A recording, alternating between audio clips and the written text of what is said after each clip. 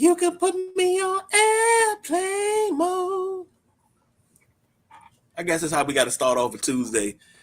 Ladies and gentlemen, welcome to the Tuesday Night Flight with your Sideline Junkies. On the Sideline Junkies Podcast Network, as you can see scrolling down the bottom, if you are watching on video, please click like and subscribe on YouTube. We are also available on Odyssey, Spotify, Apple Podcasts, and iHeartRadio audibly. We got the Gentleman Jack, the Midnight Rider. I'm the big guy, KG. Kind of like the Wizard of Oz right now because I'm hiding behind a screen. Pay no attention to that man behind the curtain. But I am here, we are here, to give you your sports fix for Tuesday. First and foremost, gentlemen, how y'all feeling? I'm doing good. I'm ready to go. Yep. I'm doing nice, real good. How about you, big guy? Ready to go. Oh, I'm feeling pretty good right now because we got hockey, we got baseball, just everything's okay. Scooter's ready. Scooter said, "Watch the game, fellas." Hey, we watching that too. We checking in on that, most definitely. Where we gonna start at tonight? I mean, you want to start it last night and work our way into today. Would that sound feasible, gentlemen? Choose your battles wisely, KG. Choose your battles wisely. Well, I'm going to choose my battle, and I'm going to go into Nuggets beat the Thunder, 121-119, Game 1, semifinals, Western Conference. The Nuggets got 22 points and 14 boards from Aaron Gordon. 42, 22, and 6 from the Joker. Christian Braun gave you 11 points and 13 boards. Jamal Murray gave you 21. For the Thunder, who is the number one team, by the way, got 16 from Jalen Williams. Chet Holmgren chipped in with 12. So does Isaiah Hartenstein. SGA gave you 33 points, 10 rebounds. Dort gave you 14. Caruso, oh my God, I miss him in Chicago. He gave you 20. So I'm going to throw it to the Gentleman Jack first. What's your thoughts on this particular game?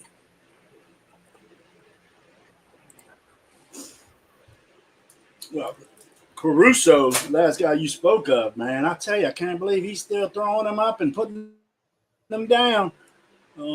He's a gamer, man. I wasn't a big fan of him early on in his career, but he's still doing it. This game, it's exactly what we said prior to the game. You know, you got the young guns of OKC, and you got your experienced team, won a ship a few years ago in Denver Nuggets. You know, they're playoff tested. So that's how this game wound down too. You know, the missing of the fouls early, I thought that was a little premature when they started fouling way too early. When they were up 3, I think they just kept Denver in the game with that shenanigans, I guess you could call it. And it seems like Jokic is coaching this team. I'm telling you, since that coach got fired, it seemed like this has been Joker's team to run. I mean, it looks like the intern coach looks up to Joker at timeouts, like, what we going to do? What we going to do? You know, if Denver continues to play resilient basketball, they can upset this young team, you know. Number ones can go down. So I'm going to turn this over to Midnight Rider because I knew this here shook him bad. Midnight Rider, all yours. Yo, OKC is a bunch of freaking idiots. Instead of trying to get the game over as quick as possible, I've never seen a team tried to extend a ball game that they were winning and they had control of. They never took time off the clock. It's okay if you want to foul, but you don't foul in like 0.5 seconds. The clock is your friend. Then you get an inbounds pass to SGA. He goes and dunks it. That took only like a half a second to a second off the clock. It's like they just kept doing dumb stuff to keep them in the game. Like the clock didn't matter. It's like somebody told them they had a bomb in the basketball and they couldn't let more than 2 seconds run off the clock without it detonating, destroying everybody in the building. I mean, it's the stupidest thing I've ever seen. I hate when coaches do this. It's the point where everybody's scared to lose a ball game. If you lose, you lose. If it's a tie, it's a tie. I mean, it's like, oh, we gotta foul them because we don't want them to hit a three. The three-pointer isn't exactly the highest percentage shot. We're not saving somebody from certainty here. They gotta hit the shot. And you just then Holmgren misses the 2 free throws. They get the perfect outlet, kick across, 3, ball game over. Now you go home with your tail between your legs because you done dumbed the game away. But he's probably going to be coach of the year because that's what the analytics tell us. But tell me, you two didn't think Russ, that was the first thing that came to my mind. I swore Westbrook was going to take that ball to the hole. I didn't know. I was too busy fuming at that point that 11 seconds took 2 hours. It was the longest 11 seconds of my life.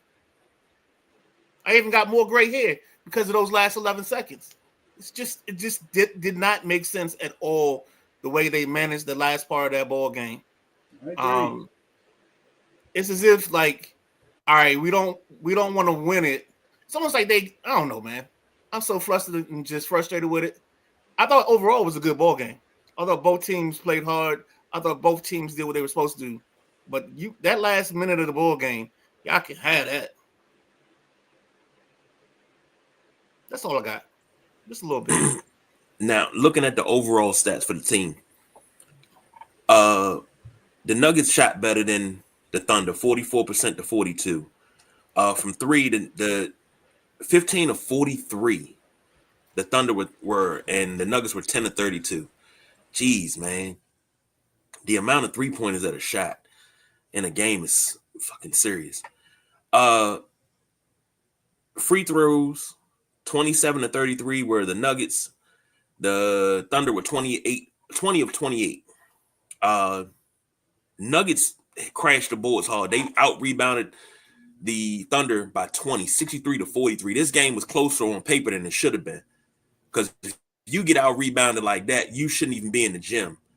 And the Nuggets had 21 offensive rebounds. You shouldn't be in the gym with 21 offensive rebounds. That's 21 second chance points. Second chance opportunities. That could result sometimes in the second chance points. You shouldn't be in the gym. The Thunder had 27 assists to the Nuggets 18.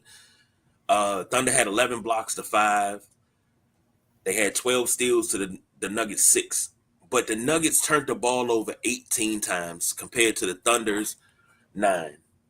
And points in the paint was damn near even, 54 to 46. Not too much of a disparity. Is there some way that the Thunder can rectify what happened in game 1 come game 2? And game 2 is, let me see when game 2 is. I think game 2 is tomorrow. Game 2 is tomorrow at 9:30. So is it a way that they can turn around and rectify what happened last night? Midnight Ride. Don't be freaking idiots and do what you just did. Like, learn a lesson from this. Don't be stupid. That's the lesson they can learn. You overthink the ball game, take the basketball out of basketball, and this is what you get. They literally stopped the clock 3 times in the last 30 seconds just so they could take free throws. Can I say it? What are we doing here? What are we doing here? We got to start a new fund. It just didn't make sense to me, KG. I'm sorry, man. I was bewildered. I was befuddled. I just We didn't got to get start it. a new fund. Let's just say that, because that right there, that's our first 25 cents for what are we doing here. We're gonna try to get it up. We're gonna try to get to $20 by the end of the summer. Organic, what are we doing here, bit? Oh man. I'm at a loss. I don't understand. Nobody has situational IQ, it seems like. And then for Denver to go into this game now, I've always been taught when you smell blood in the water, you go for the kill. And once I knew I matched up with Denver and Denver just fired their coach, that's blood in the water to me. Sharks got to hunt. The Clippers should have went in for the kill immediately. Denver, to be quite honest, shouldn't be at this point. But now they're at this point and they're showing, hey, it ain't coaching. It's player personnel. OKC Thunder got some work to do. Huh? OKC showing you his coaching. Well, yeah. Just crazy, man. Kind of sort of is for him. Next up, we got another game one that took place last night. The Indiana Pacers took on the Cleveland Cavaliers in Cleveland. Pacers come out on top 121 and 112. For the Pacers, Pascal Siakam, 17 and 8. That was 17 points and 8 boards. Aaron Nesmith had the same thing, 17 and 8. Miles Turner gave you 13 points and 11 boards. Tyrese Halliburton, 22 points, 13 assists. Andrew Nembhard had 23 points for the Pacers. For the Cavaliers, Evan Mobley, who's out tonight, 20 points, 10 boards. Jared Allen, 12 points. Spider Mitchell, 33. And DeAndre Hunter had 11, and Ty Jerome had 21. Not enough. So I'll toss this over to the gentleman, Jack. What were your thoughts with game one of this semifinal Eastern Conference series?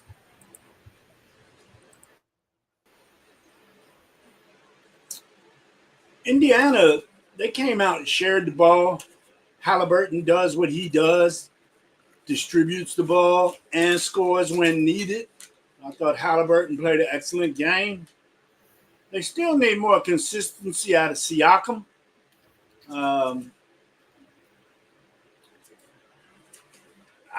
Like I said, man, I don't think Cleveland's as good as they say. And Cleveland is injured now. They were leading by 11 last I saw, so I don't know.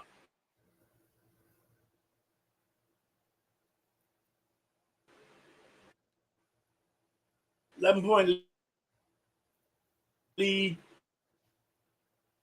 Ain't nothing in the NBA. Hell, Boston saw that the other day, up 20-30. I wouldn't be surprised if Cleveland gets this one today, but I tell you, if they don't, they dug a big hole. Midnight Rider? They got to get tonight because they don't have the health. They got to steal this one somehow by hook or crook. Midnight Rider? Can you hear me? Yes, sir. Yeah, I said they gotta get this one because they don't have the bodies. They don't have people left. So they got to do something. They got to get something going by hook or crook. Go ahead, KG. I'm gonna say this. I gotta agree with you, gentlemen, that Cleveland has to get something done. And Cleveland, I said this when we started the playoffs, and I talked about it. Cleveland did not finish strong. Yes, you won 60 games. Yes, you were sprinting, and then all of a sudden, with about 14 games left, because I told Jack they were going to win 60, and I won a cheesesteak off of it. But they were limping after that. Once they got close to that 60, they started limping. Like, like a runner that's running across the line and pulled up lane. That's where they were at. And I don't know what happened, but this is not the Cleveland team from 2 months ago that I was hyping up, that they could go to the conference final. They could go to the finals. They might could win a championship. This ain't that Cleveland. And right now, Cleveland is up 61-50 at halftime. But I don't know. I don't know what team this is, to be honest. Couple of comments real quick. Jack Wagner checking in. What up, fellas? What's happening, Jack? J-Dub. He said, I think we're in for one of the best NBA playoffs for quite a while. I can see every series going 7. I bullshit you not. I feel the same way. I said Knicks over the Celtics in 7. We'll get to that in a second. But I feel the same way. What do you gentlemen feel? Do you feel that we can do 7 in every series? It's possible. I mean, there's gonna be there's gonna be some 6s. I mean, I don't see any sweeps. So yeah, good possibility. I mean, I think you got the right matchups. The matchups are right, so I can see that. Go ahead and hit Maddie's comment.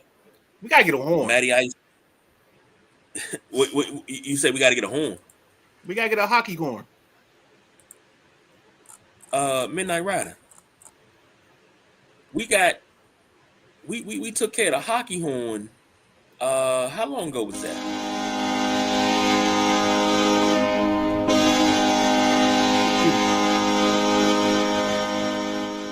We stayed with a hockey horn, but we got an NHL update.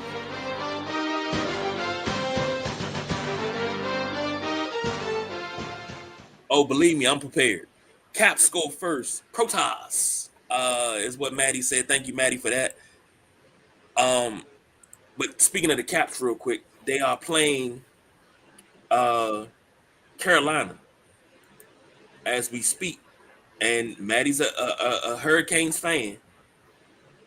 So I wonder, Maddie, are you torn with this matchup, or you still siding with your Canes? I just want to know that. But he covered that yesterday.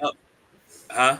So he covered that yesterday on Drive Time. I don't know if anybody was able to catch that. And a little bit on Sunday as well.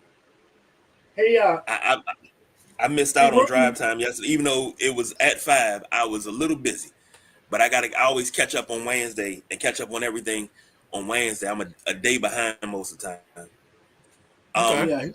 Maddie said Cap perimeter D was awful game 1. A bit better tonight, missing 3 important guys. Yes, you are. They have 3 guys that are out and they're still up in this game. And J-Dub said, let's go Caps. We got the early lead. Yes, indeed. I'm all for it. So let me ask the question that I asked about the other game. Throwing it around the table. Gents, tonight, well, the Cavs are looking like they're doing a little bit better. 61-50 at halftime. What can they do in the second half to keep their foot on the gas, to outpace the Pacers? I think they got keep their foot on the gas. But they got to keep attacking, man. I mean, this is the funny thing I've seen lately is these teams get enamored with the long ball, shooting threes, and go away from what was getting them buckets earlier. And we'll talk about that on the next game. But it's amazing to me how much these guys now settle for the 3. Well, they gotta limit Halliburton, but from 3, but also respect it because he's got that step to take you to the bucket too. If you get too aggressive out on that line, Halliburton put several guys on his hip the other day and just took them to the hole. He's too long, man. He is going to get them layups over almost any guy that checks him. So, Nembhard, he's got to keep it up. They got to keep getting stuff. They got to play deeper than Cleveland. And I think that will be in Indiana's favor. Well, to me, I think this actually helps Cleveland because it takes a lot of the options off the table. You don't have as many people to feed in this scenario. You know, when you down to just it's the 8 or it's the 7 guys, you'll be amazed at how many times that 7 bands together because they know what they're gonna get from each other, and they make it tough. They can win a game or two. They can't win a series like that, but they can win a game or two. Right. They need Garland and Mobley, period. I mean, that's 2 of their aces. They need Garland and Mobley. Hunter's a backup, isn't he? Doesn't he come in 6, 7? Yeah, he's a 7, I think. But, you know, Mobley's been playing big for them this year. I like Mobley, even though he plays for Cleveland. Did you guys talk about the Boston game yet? That's up next. Good segue, Jack. Wasn't sure. We always say that play. No. Good segue. The Knicks take a 1-0 lead. They beat the Celtics in game 1 in OT, 108-105. OG Anunoby gave you 29 for the Knicks. Josh Hart gave you 14 and 11 boards. Karl Anthony Towns, he need to be a 20 and 20 man, but he gave you 14 and 13, 14 points, 13 boards. Jalen Brunson, 29 points. And then you got Miles McBride with 11. For the C's, Jaylen Brown gave you 23. Jason Tatum gave it pretty much his all, 23 points, 16 boards. Derek White had 19 points and 11 boards. Drew Holiday had 16, and Peyton Pritchard had 13. And something you said, Midnight Rider, that I meant to address before I went on. You talk about guys settling for threes entirely too much. I've been saying that for quite some time because if I didn't, I can go back and check the stats, but we on the Knicks Boston game. A total of 97 threes were shot in this game. 97 threes. 15 Boston of 60 for Boston. They shot 25% from behind the arc. Now, I guess the old adage, live by the 3, die by the 3, is not in effect anymore. Nobody has that type of thinking anymore because it's like everybody hangs around the perimeter. Nobody has a mid-range game. Let me rephrase that. There aren't too many 3-level scorers anymore. You don't have guys pulling up, taking jumps. I don't know if you guys seen the video. It was a dude doing a retrospect of Kevin Garnett's career. And he was like, well, if Kevin Garnett took a step back on most of his threes, he'd probably be the leading scorer of all time. You shooting a long range too, but that was his game. His game wasn't the 3-point. His game was that long range 2, put you on the block and take you down. He had an inside game. He could take it to the hole, put it on the floor if he had somebody else on. And it's like this new generation is like, I don't understand how y'all play like this, but we don't understand how y'all play. Boston shot 15 of 60 from 3-point range, 25%. Jack, this your team. What you got to say?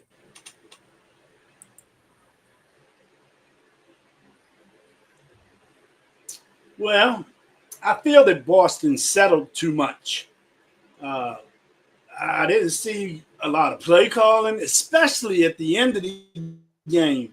But I'll get to that in a minute. They played, they was up 20 in the third quarter, and I just feel that's when stuff just went haywire.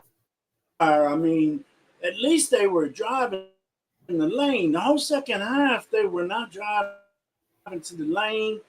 So I'm hoping Coach Joe Mazzulla can straighten this out for game 2, because that wasn't the Boston I've seen all year.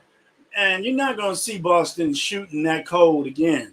You won't, I promise. And you won't see them shooting cold 4 games. So I'm not worried about this 1-game lead New York has. They did what I thought they'd do, but I guarantee you, Anunoby, he ain't going to get no 29 points again in this series. I don't know where the hell that came. He pulled that out of his ass. Brunson did what Brunson does. Towns does what Towns does, and that's it. The key was only not. How you say his name in that rider? Ananobi. That works for me. You ain't gonna see that out of him again. 10 for 20 from the field, 6 for 11 from threes. You will not see that out of him again. So, yeah, Boston just can't settle for threes, and I feel they really did do that, especially in the second half. That's what I got on that midnight round. What you got? This was more of the excruciating basketball that I watched last night. I just can't believe that there's a guy in the computer room that tells you, oh, it's okay to go 15 or 60 from three-point land and it'd be acceptable. Like, I think they missed 17 shots or something crazy in the fourth. Like, they shot terrible in the fourth. It made no sense, especially after the way they were abusing them early. I mean, the Knicks. Oh, I'm sorry. I'm trying to get my words together without cussing. The Knicks gave them all the opportunities early. They showed you they couldn't guard you. All you kept doing was if you just screen Karl Anthony Towns onto Jason Tatum, and you just earn off of that. You can live off that play all night long. I want to say the third quarter, Boston put up 20 shots and 19 of them were threes. Yeah, that's what it was. Okay, I knew it was something like that. That's just ridiculous. That's not. I mean, yes, Boston is the leading three-point shooter. Them and Cleveland have been neck and neck and being the. I think Cleveland has made the most, and Cleveland may average the most attempts, but that doesn't mean you got going out here and shoot 60 of them, man. I think they average like 42 a game. So I just didn't understand it. That's not Boston's game plan. It's not. Surprised me. It really did. I was in the car watching the first half, pulled up to the gas station, and we up 20. So I went ahead, turned it off, went in the gas station, got my items, and everybody was like, aren't you watching the game? I said, yeah, we up 20.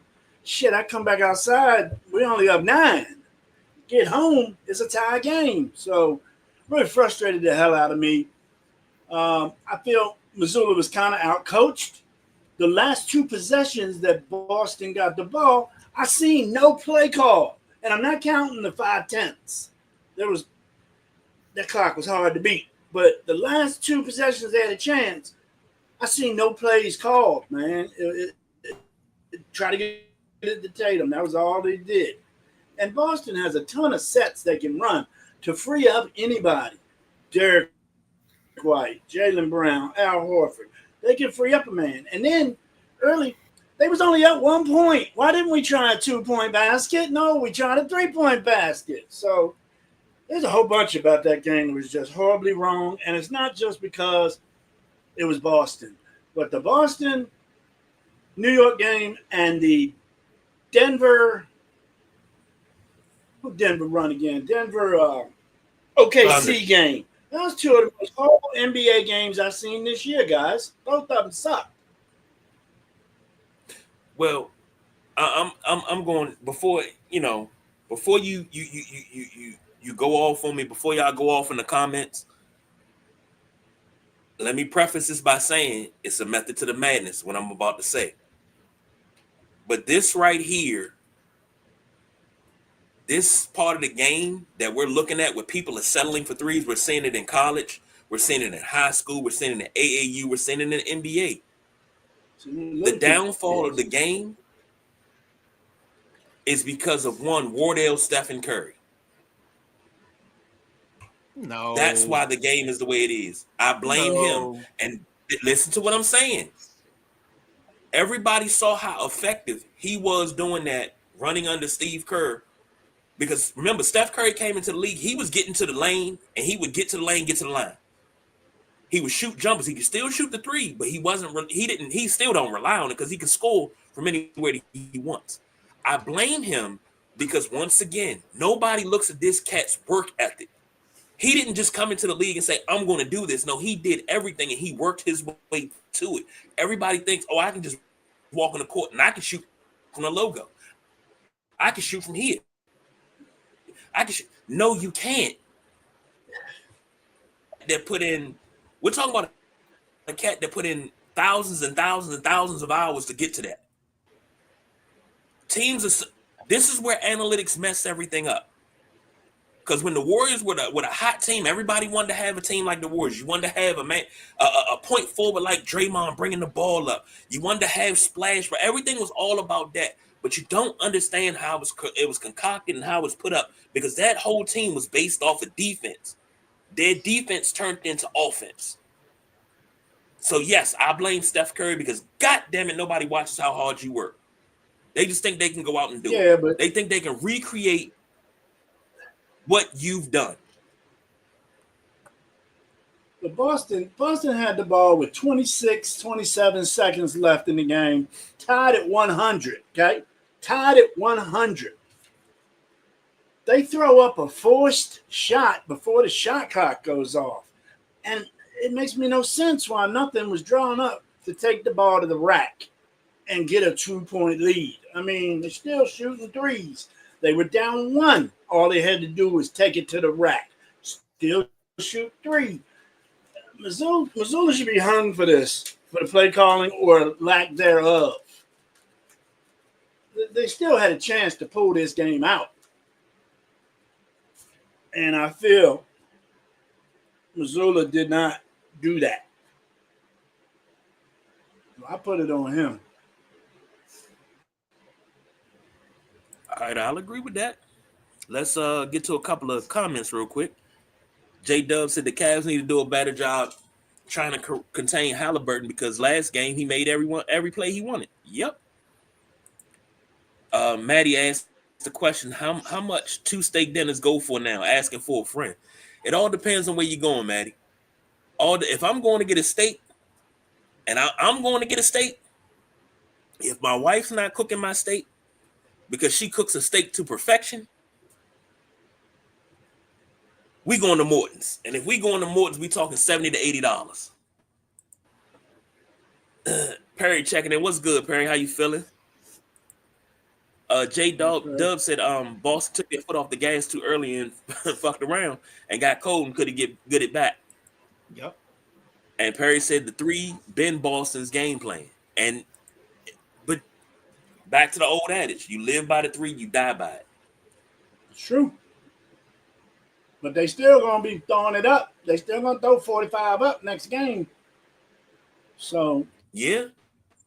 I don't know. Here's the thing. It was just in excess. It was in excess. Here's the thing. And tell me if I'm wrong, gentlemen. Tell me if I'm wrong. You're wrong. If you shoot threes, that creates long rebounds. Long rebounds create fast breaks and outlet passes and easy scores. Am I correct? Not in this NBA, no. I agree. It creates a kick out to another 3-pointer just at the other end. They don't take it to the right. And I'm glad you said that, because that's exactly what I stress about. Put it this way. If I'm playing with you, gentlemen, the ball comes off the rim, and it's a long rebound. If I get the rebound, Jack's ahead of me, I'm dishing it to Jack. If it's a 2-on-1 with the Midnight Rider and Jack gonna take it. He gonna fake it with the palm. He gonna lay that joint right off the Midnight Rider. Midnight Rider gonna punch that thing home. We good. Because that's how you play the game. No, you know my game European now. I shoot the 3 now. Yeah. Because I ain't trying to run that far on the court. That's all it is. I ain't trying to run that far. I ain't gonna say nothing about your age. You shoot the 3 if you want. You gonna come stand beside me on the sideline. But just think about it, man. Over here. Just think about it. Boston took 20 more 3-pointers than their average. So take them 20 more shots and say you made half of those shots 2-pointers. And say you made 8 of them. That's 16 points. You would have won the ball game. It really flustered me, man. And that fourth quarter offense was so so out of whack. It was crazy. I mean, they made more of their threes in the fourth than they did the third, but it was ugly. Both of them games was terrible to watch. And I'll tell you, Anunoby ain't getting no 29 points again. Guaranteed. Guaranteed, Jack. And what's the name? Porzingis let us down a little bit. Porzingis has supposedly got an illness again. He's been in and out of the last half of the season with some illness. I've never seen it in print. What's wrong with the man? They said he went to the locker room pretty quickly, so I thought he might have had, a little diarrhea or something. I don't know, poops. But Porzingis, that hurt not having him in there for a rim protector. Yeah, he played 13 minutes last night, gave you 4 boards and assists, no points. And that really hurts. But where I get what you're saying, Jack. But Al Horford is supposed to be your rim protector.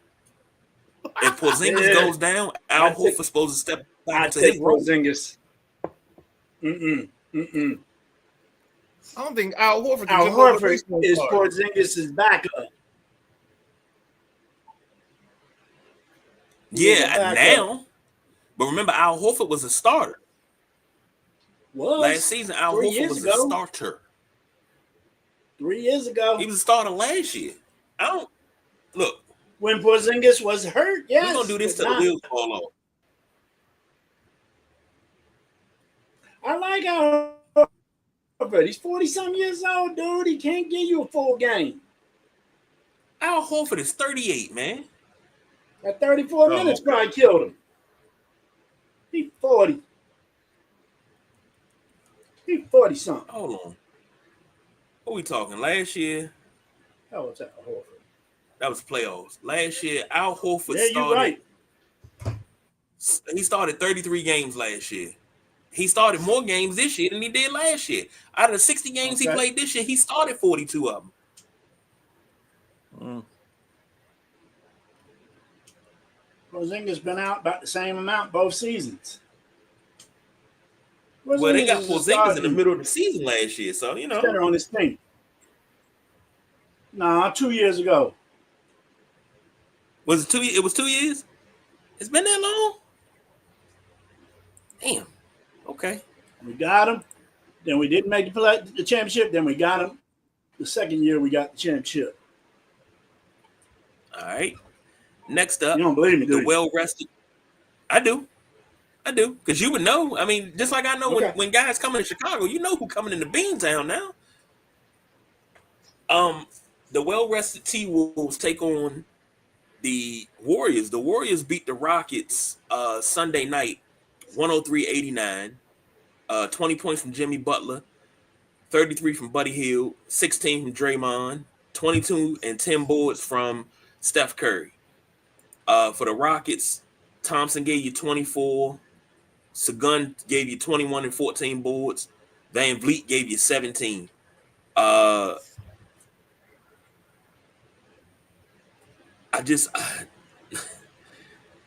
Warriors were too big, too strong. We got Porzingis. We got Porzingis at the beginning of last season, not in the middle of last season. Okay. We got him in the beginning of the season. And then Perry kind of concurs down the bottom. I knew it wasn't midway through the season acquisition. That was my fault. We got Holiday, I think, midway through the season or something. I don't know. No, I thought you got Holloway during the summer. Washington. We got him. Perry said the three will continue to be their game plan. Talk about the Knicks. Pack a lunch. It's going to be a long series. And I have the Knicks in that series in 7. Because, Boston, they're so good. So, Cleveland is up a dub with 6 minutes left in the third. Cleveland might be able to keep their foot on the gas there. Perry said, how many games were without Zing, though? And they got Zing last season. You never know, man. It's the NBA. Crazy. And boom, checking in. Action Brunson, Bodega Cat, 25 Bridges, and OG made for New York. Yeah, it's Bodega Cat already. He laying on the loaf of ain't never bread. getting no damn 29 points. Oh.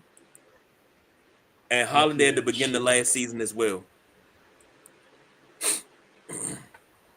The Warriors take on the T-Wolves tonight, 9:30.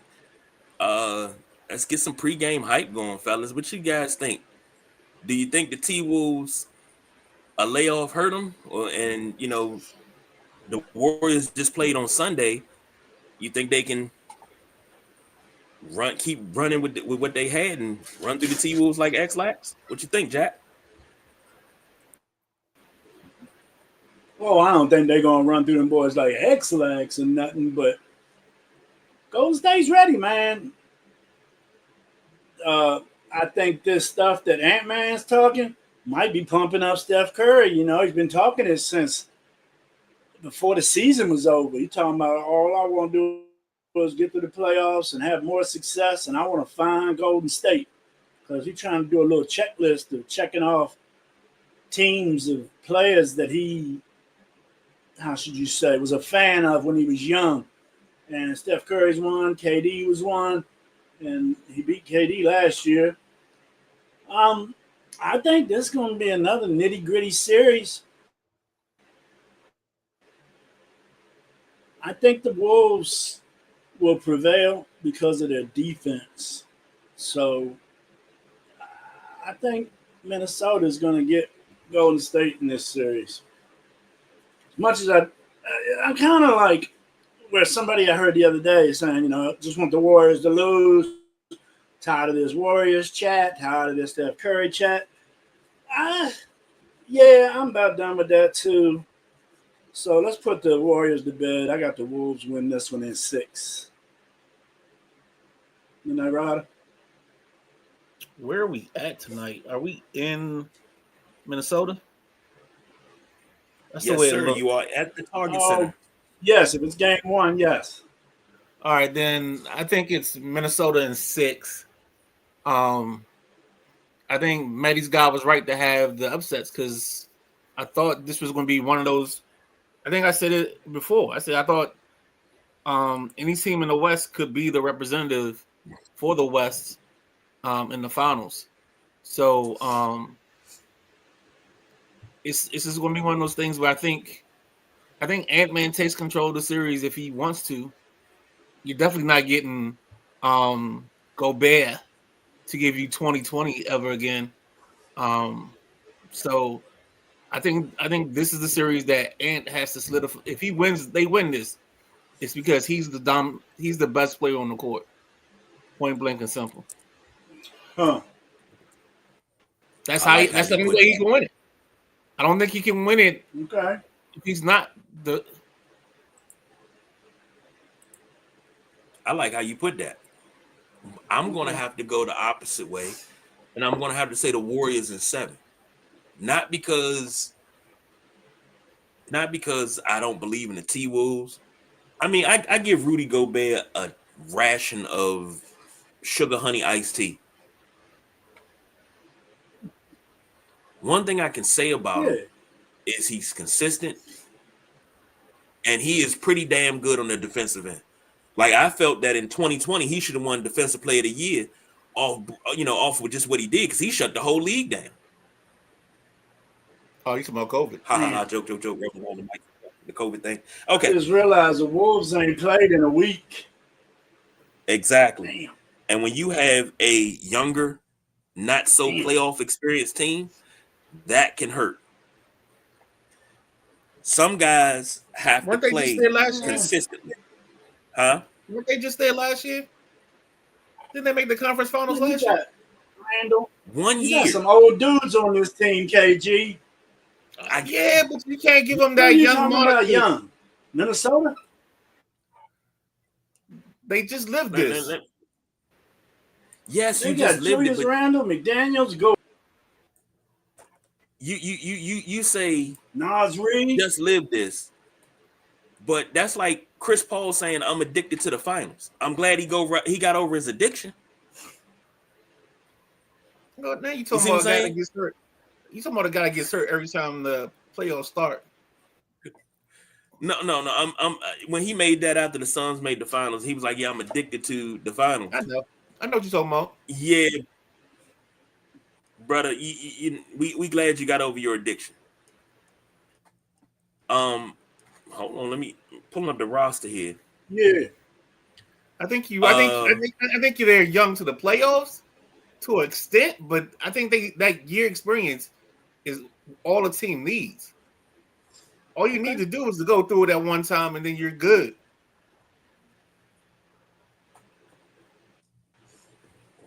all right. It'd be different if We're they gonna only see. won like the one round. If they just like advanced out of the first and made it to the second and then lost, I think that's different than a team that actually made it to the conference finals. I think they learned a lot from that.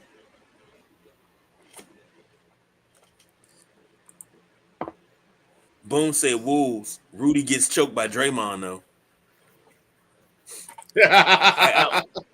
I'm gonna go ahead. Oh, I I gotta got still take the Draymond gonna Wolves. get in trouble this series. Yes, I see I think Gobert's gonna Ant-Man get under getting his. in Draymond's head. I I see really him do.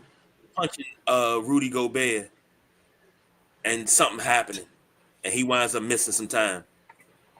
And if Gobert is smart, Gobert getting his in his head early. Just my thought. And before we move on, we got a hockey update here. It's up 1-0. After two, Canes have hit two crossbars in the post. Canes have 71 shot attempts, only 19 on goal. So Caps are playing pretty well, 1-0. Hopefully they can keep it right there and win this game 1-0. I tell you, J Dubs, who watched that go ahead. Jets Blues game the other night? Any of y'all catch that? Double No, overtime? I did not. Oh, it was nasty. There was probably 2 minutes left. Yeah. Who was winning midnight ride? The Blues? Yeah, the Blues were up by 2. Blues were up 4-2. Yep. And these Mariners scored a goal. Then they scored a goal with like 1.3 seconds left to tie it up, send it to overtime. Me and Maddie was texting back and forth. I'm like, oh, damn, I'm actually watching this game. And then I watched the whole rest of it. And, double overtime. Winnipeg Jets won the game. It was awesome. It was one of the baddest finishes to a hockey game I have seen. Hey, when you get something like that, you always gonna remember it. Oh, it was And badass. if that's just the indication of what we got to expect for these Stanley Cup playoffs, I'm with it. J Dub said I want to see Jimmy Butler match up with Ant. The winner of that should win the series. If Jimmy Butler's healthy and his head is in the right place, You don't want Jimmy taking that run. Oh, Jimmy's ass is better. His ass better by now. You probably put some preparation H on it. Oh, he still because got it a little feels purple. good on the That's right. whole. Y'all don't get purple like we do. He still got some soreness there, but his bruised ass is better, guaranteed. Unless he Perry lands said they on made the that. conference finals last year. They ain't young. I mean, when I say young, I mean most of these guys Only, younger than me anyway. only person young is Ant-Man. All right, I give y'all that. That's a senior team, if you ask me. I will give y'all that. J Dub said, Steph's always going to do his thing in the playoffs when healthy. That's true. And Boone said Spider's in his bag right now. He sure is. The score of that game is 93-79 with about a minute 20 left in the third. 93-79. I'm sorry, I said 93-29 with a minute 20 left in the third. In that game 7, Steph wasn't really doing that great. He started going to the hole, shooting layups, and ended up with 20 points or so. He wasn't scoring that well, but he made other things work. Man, they didn't turn the ball over, and Steph had a lot to do with that. He was making them get in foul trouble. Steph had a lot to do with that. Steph did a lot of things other than score in that game 7.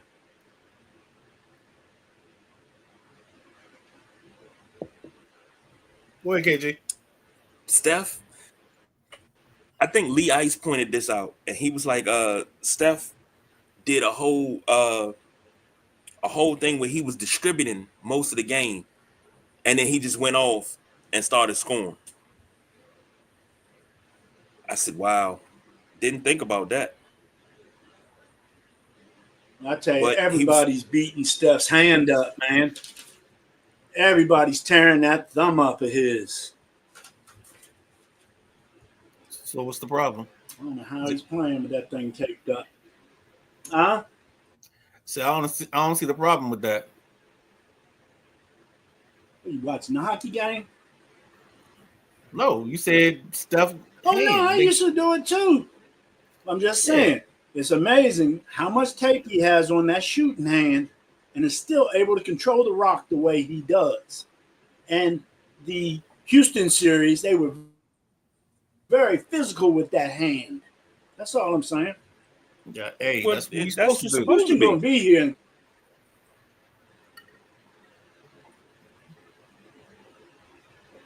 This is an old man podcast. We believe in hurting the thing that hurts you.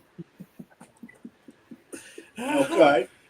That's what the injury report is for. If I know, Hey. if I'm guarding you and I know you got a bad left wrist, every chance I get, I'm smacking that wrist, I'm plucking you, I'm pinching you, I'm doing everything. If I know you got a bad hip, that's the hip I'm going to lean on every chance Well, I get. That's it.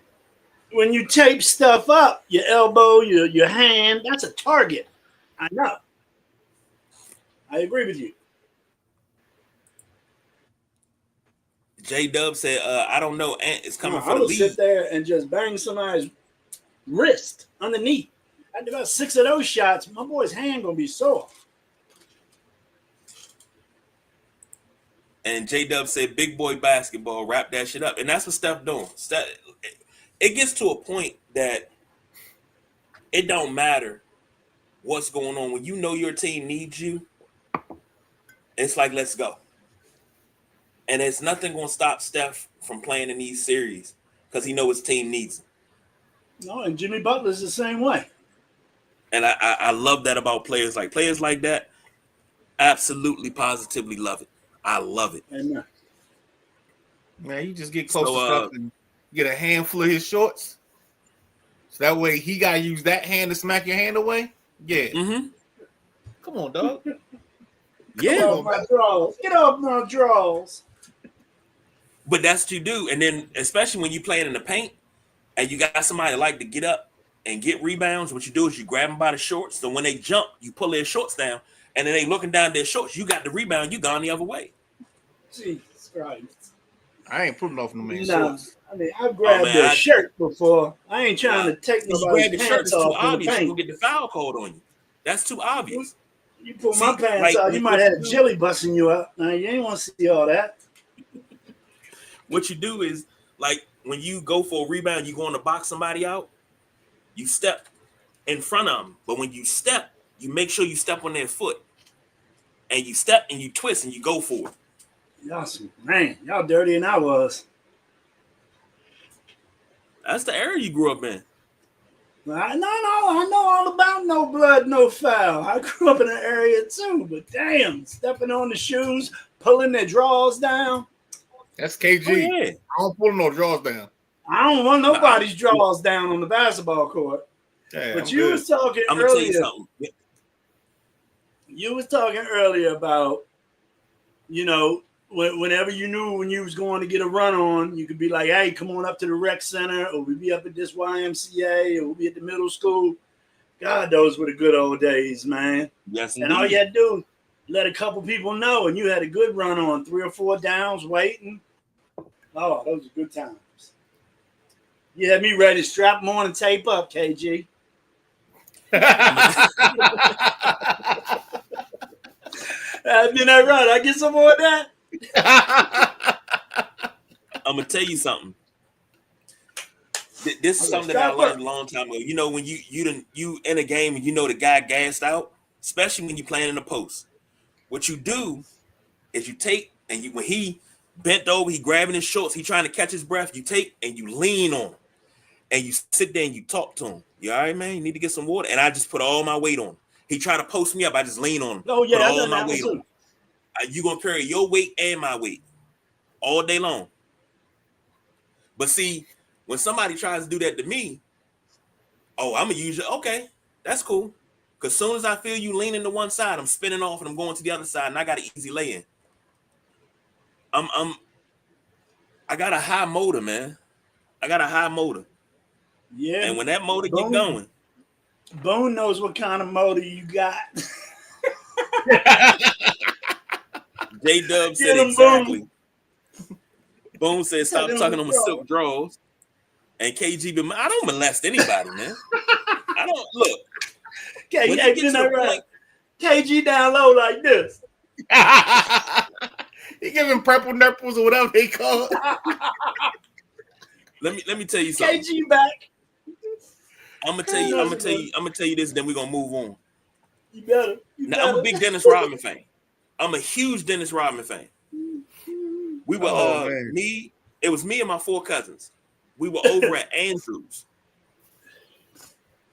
And we were playing some guys on the outside courts of Andrews. So we couldn't really get our game together. So we went down early. We went down like 6-0. In a game we was going to 16. Nobody was next. So we was going to 16. So we went down 6-0. And I was like, we gotta turn it on. And I said to my other cousin, I said, let's take one, you take one side, I take the other. He was like, all right.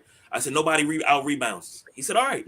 And I had my Merlin shorts on, so I pulled my Merlin shorts up, and they came up about mid-thigh. It's like Dennis Rodman mode activated. And dude was like, what the hell? So he tried to post me up. And when he tried to post me up, I started talking shit to him. I said, go ahead. That's right, Daddy. Post me up. That motherfucker said, hey. And when he did that, I stole the ball and I'm gone the other way. Psychological games all day long. Oh yeah. If I can get inside your head and I know I can do it easily, I'm going to do it. I'm going to say the most outlandish stuff. I believe in it. And I'm gone. I had one dude, he thought he could check it. The whole time we playing, I went through a whole comedy routine. He couldn't focus on the game because he was too busy laughing at me. I had a good 11 in that game. I was straight. Easy putbacks because he wasn't paying attention. He was paying attention to what I was saying, not what I was doing. If I can get inside your head in any way, shape, or form, it don't matter if we playing basketball, we playing football, we can be playing dominoes. Only person head I can't get in playing dominoes is my wife. I can't get in her head. I can talk to her about so much stuff and can't get into her head at all. I swear she be cheating sometimes. Like, how do you beat me? Nobody beats me in dominoes. But I digress. If I can get a psychological edge, I'm going to take it. Ladies and gentlemen. Wait, what? What was that? Oh, I was just told I suck. Okay. Ladies and gentlemen, that last segment was brought to you by Ace Bandages, Icy Hot, and BC Powder. Yeah. Couple comments real quick. Matthew checking in. What up, fellas? What's happening, Matthew? How you feeling? What's up, man? Boom. Hey, yo, take that. Yeah, exactly. Take that. All day long. Man, when I tell you that psychological edge. We done let him tape up. Damn, we done let him tape up. I got to have it. Now, I don't even know we threw this in the chat. And we threw this in the chat. Spitballing here. It's Tuesday. So because it's Tuesday, you know what that means, fellas. Let me drop that back a little bit. You know what it is. On a Tuesday. It ain't the club going up on a Tuesday. It's you made the list on a Tuesday.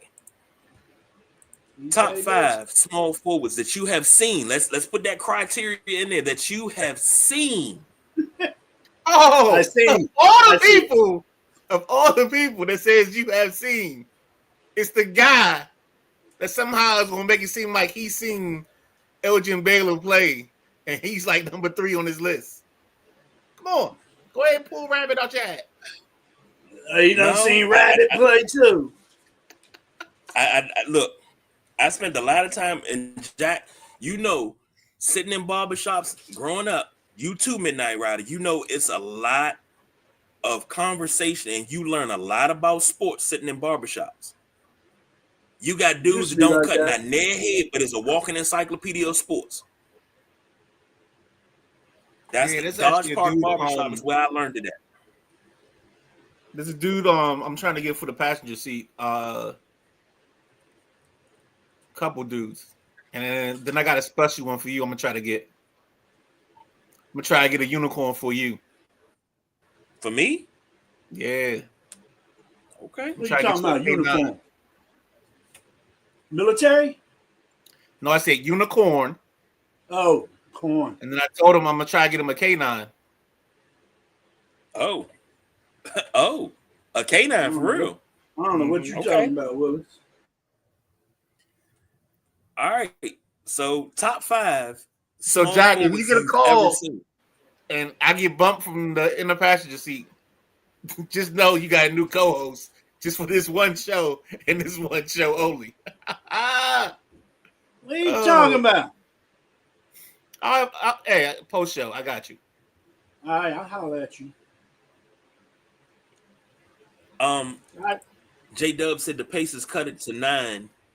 It's about 9:38 left in the fourth. 98-89. So the Pacers trying. Pacers. All right. 5 small forwards Yeah. that you've seen. 5 small forwards that you've seen. We'll go I got like mine. this. Jack go first. Midnight Ride, and I'll finish it up. Number 5. Number 5. Number 5, JT for 3. I got Jason Tatum. My 5 would be Kevin Durant. My 5 would be Grant Hill. Wow. Surprise. Okay. Hit that 4, Midnight Rider. Number 4. My number 4, Bernard King. Ooh. I liked it when he came to Washington, man. He was my number 6. I got some 6 and 7s.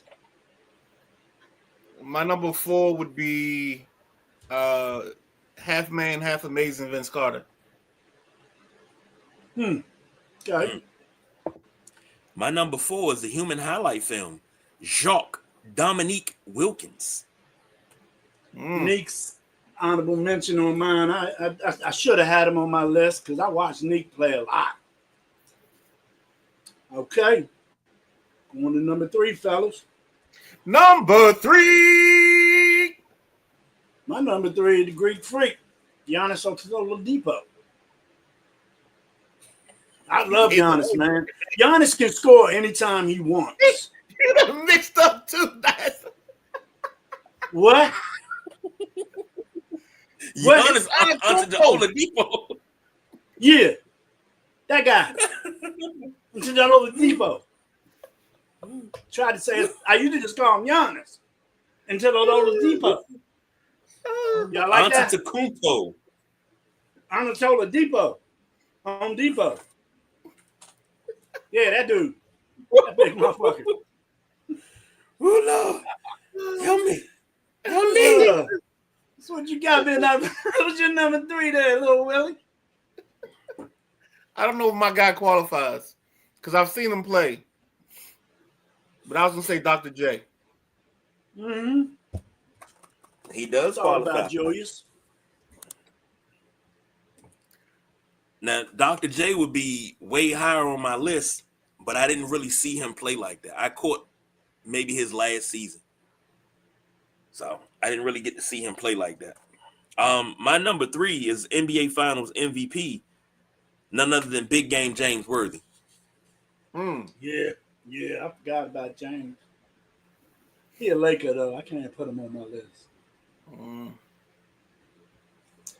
Number 2, Midnight Round. Number 2. I'm going to ride with KG on this one. I got Kevin Durant, number 2. Young Kevin Durant, He was something. I mean, he still scores in droves, and he's got a sweet stroke. So yeah, Kevin Durant's one of my top 5 that I've seen. My number 2 is Senior LeBron James. LeBron James. LeBron James. My number 2 LeBron James. is 6-time world champion, LeBron James. the pride of Central Arkansas, Scottie Pippen. Go. Okay. That's why I like these lists, because sometimes you don't think about certain people. Yeah, that was good. Number 1.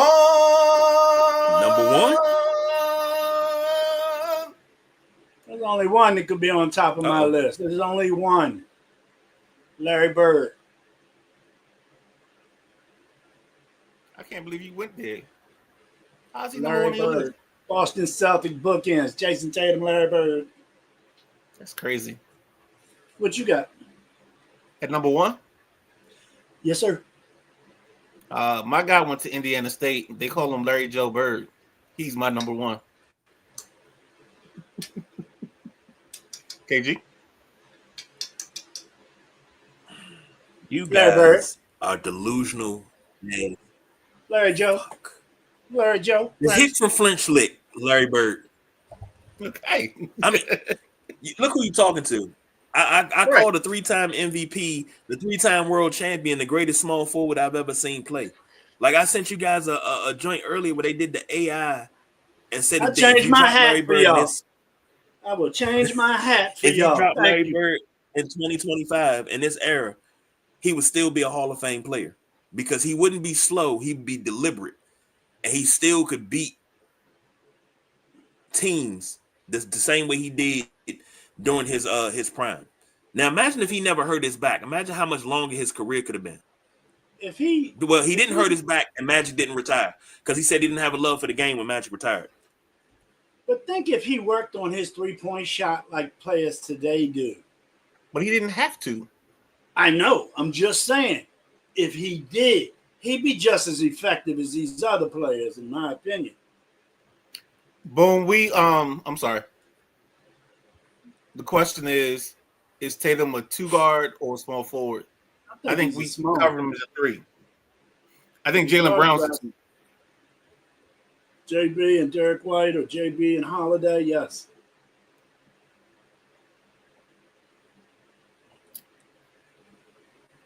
That's interesting. And he said, Boone said Scottie should be number 1. Nah, Scottie can't be number 1 because it's Bird. Scottie gonna be number 2 though. It's just your list though. Scottie could be number 1 on somebody else's list. Some people will have LeBron James as number 1. Some people will have LeBron James better than Scottie. But I think, in my opinion, this is no hate to LeBron James or anything like that. I just feel that these players are better than LBJ. And I proved my point when it came to, I had an argument years ago. A gentleman told me, he was like, well, Larry Bird is not better than LeBron James. So let's compare Larry Bird. I think it was Larry Bird's age 28 season and LeBron's age 28 season. And Larry Bird won heads and shoulders above LeBron. And I was like, that's not even his prime, dude. I said, look at what he did with bad back and bone spurs in his feet. The dude is an absolute monster, man. I was like, he was like, I'm I don't really know too much about Larry Bird like that. So I started sending Larry Bird videos. And he was like, yeah, this cat's an assassin. And the stories they tell about how he talked trash. My favorite story is what he did to Chuck Person on Christmas Day. They said at the tip-off, he told Chuck Person, I got a present for you. And it came down to it. Said he came off a curl at the end of the game, shot a 3. And after he let it go, he looked at Chuck Person and stuck up his middle finger and said, Merry fucking Christmas, Chuck. And the ball went through the net and they won the game. So I was on the other side of that. I used to love me some Chuck Person. There's probably only one person in the Person family that loved Chuck Person more than me, and that was Mama Chuck Person, because that used to be my dude. Chuck Person. The rifle I ain't gonna lie. I used to love Chuck Person. My neighbor was he was an Indiana Pacer fan growing up. So when we would play basketball, we would alternate. He would be Reggie Miller and I would be Chuck Person. And then when we did the Bulls, I would be Jordan, he would be Pippen. And I was like, I'm cool with that. You know, we would alternate back and forth with teams, and we would play in the backyard.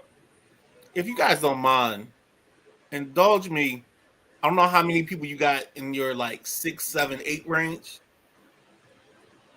Without using somebody that you discovered because somebody just said something. So Jack and I, we can't use Pippen in 6, 7, 8. Unless you already had Scotty down. Did you have Scotty written down, Jack? Say again? Did you have Scotty written down as one of your honorable mentions? No. All right. So I want your original honorable mentions. 3 other guys or 2 other guys that you got on your list. I had Jimmy Butler. And I had Dr. J, Alex English, and Adrian Dantley. God damn. AD was right there because I was going to put him up there because of local ties. My dad took me to see him when he was young. And my dad used to take me to Turkey Thicket to see him play too. I was 10. I think I was like 9 or 10 years old. And we were in the grocery store in Marlow Heights in Giant. And I recognized him right away. And my mom was with me. I was like, look, I'm about to go I got to go talk to him. Because that was my guy. AD, I used to love AD. He held a nice little conversation with me real quick. But I also knew, you know, whenever guys are out and about, I always, like, if they were out doing stuff, I would just say a quick, hey, you know, I like you, you know, you're a favorite player, blah, blah, blah. And then I get out of their business or out of their way. Boom brings up a very good one. I thought. Yeah. No, AD. Chuck's powerful. I was gonna say I had him at PF. Yeah, Chuck's a powerful. Chuck Person, he said we wanted to be Bernard King. Chuck Person, we wanted to be Bernard King. I'm trying to think my other 2 names because I didn't write this down. I just sit here and listen to you guys sometimes just because I like the fodder. I like Grant Hill, but if I was writing this down, I probably would have did T-Mac. Yes. And then the other name, I don't know if he was a 2 or the 3, but as we were doing this list, basically you can reverse whichever one was the 2, who was the 3. But I was thinking about Ricky Pierce from Milwaukee. Did anybody say Nick? You talking Milwaukee Ricky Pierce? Now, if he's not Seattle Ricky Pierce. I'm talking about all of them. But if he's a 2, then I want Sidney Moncrief. Like, I don't know who's a 2 and who's a 3 in that relationship. So that's why I'm saying. I think Ricky Pierce was the 3. Okay.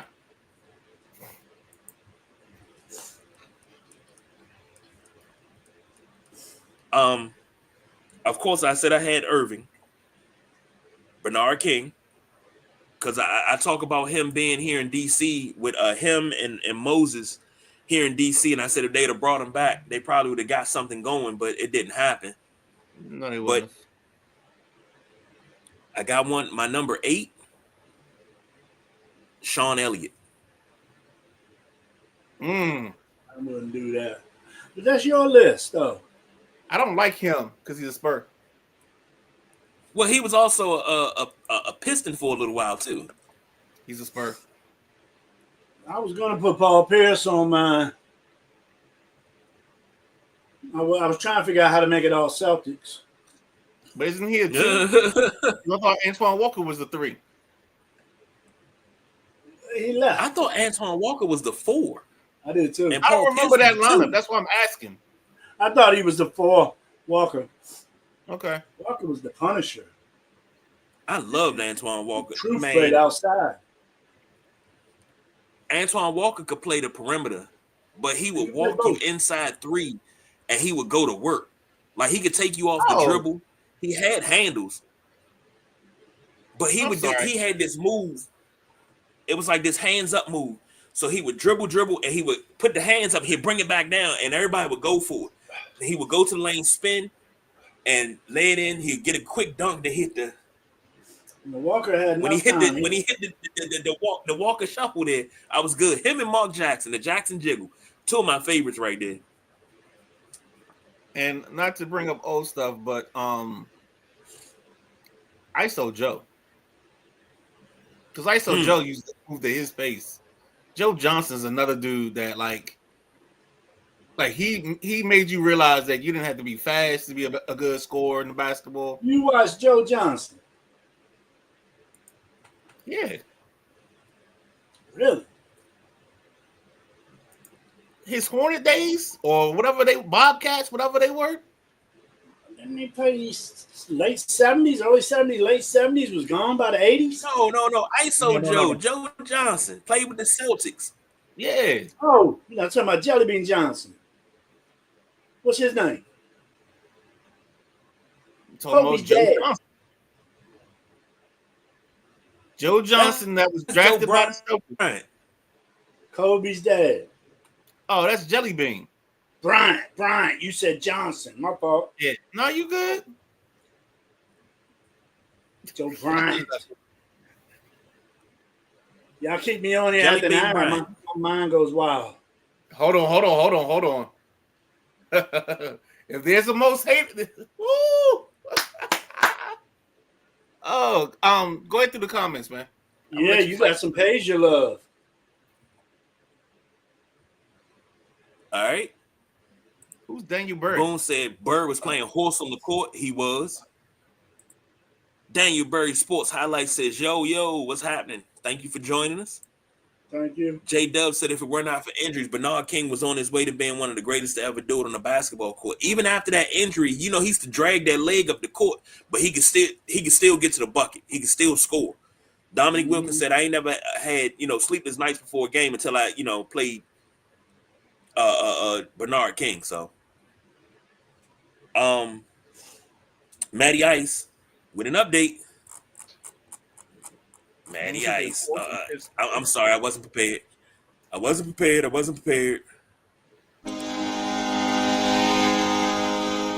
Said Canes hit their 4th and 5th post of the game. Canes had 14 shots to 1 in the 3rd, but still 1-0 Caps. Boone said honorable mention to Peja Stojakovic. Hold on, yeah, I love Peja. No, Peja was a 3. He could be a 3. My 2 favorite, 2 people that won't be on my list, but I love when they played against my team in the playoffs, Peja Stojakovic and Wally Zerbiak, because I knew they weren't going to show up. So let's go. Oh, shit. J Dub said my man Jelly Bean Johnson.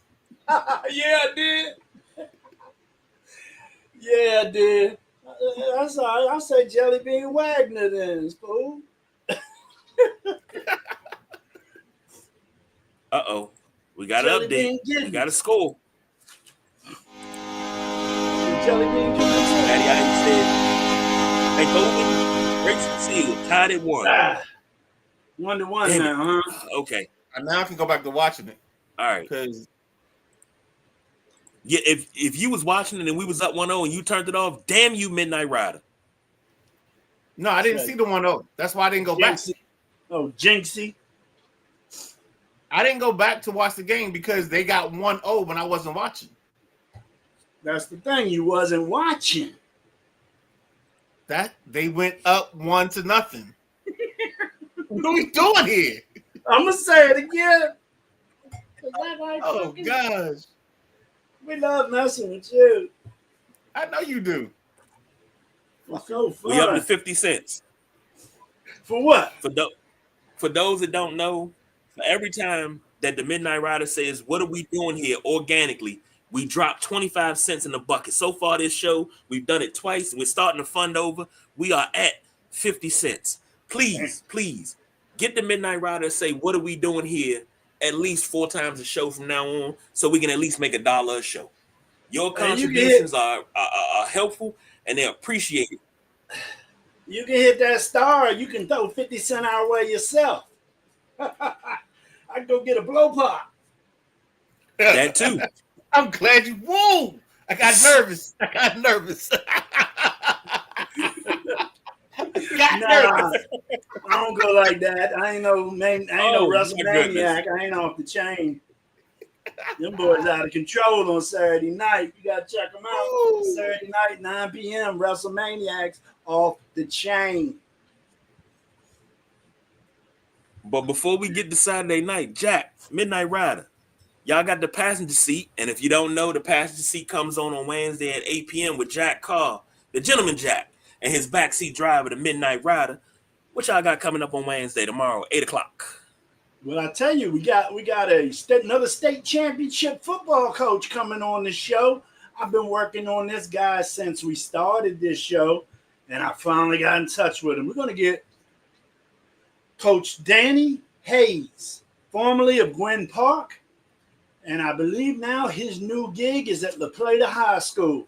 I will confirm that by tomorrow's show, and I will put it in my ad tonight.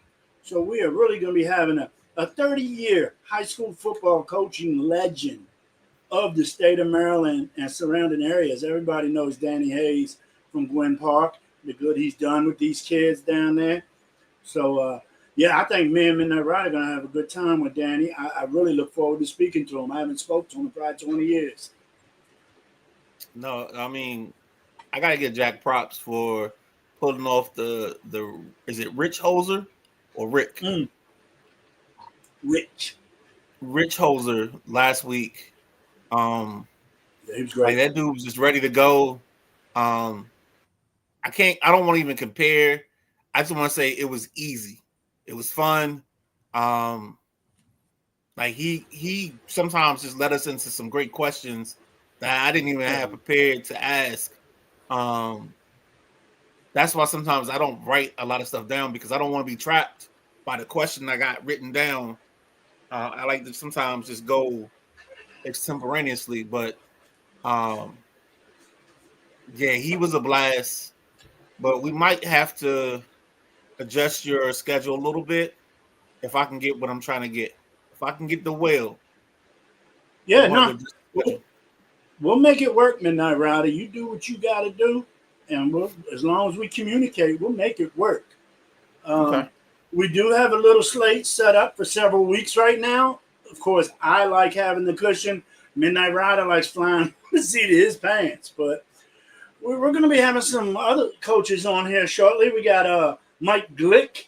He coaches basketball, I believe, at Meade. We got Justin Cunningham. He's a football coach down at Patuxent. Yes, Patuxent. We got Derek Mason. He is coaching at Okay. Yeah, I got Derek Mason. I landed Derek. I think he's coaching at Hopkins. He's coaching at John Hopkins, which is a very go ahead. You said Derek, is that the Derek Mason? No. Former Raven? No. Former Titan? No. Oh. But he is a local athlete. I want to say he's from PG County, I believe. But I'll do more homework. We got him coming up on May 28th. And then after him, on June 4th, we got Dan LaMonica coming on, 2-time All-American at University of Maryland lacrosse. So I don't know about you, Midnight Rider, but lacrosse is kind of not my bag. But I look forward to learning and having a great interview with a decorated All-American. It's going to be badass. And then we have lacrosse. We had a lacrosse talk before. Mm-hmm. Yeah, it was we got lacrosse coach? I don't think so. Yeah, we did because we had a discussion on. We'll check that in the after show. Coach Rich talked about lacrosse because his son plays. That's who it is. Okay, it was somebody. I know we had a lacrosse chat. But this is Dan LaMonica. He was a All-American probably in the 90s. And then we got a current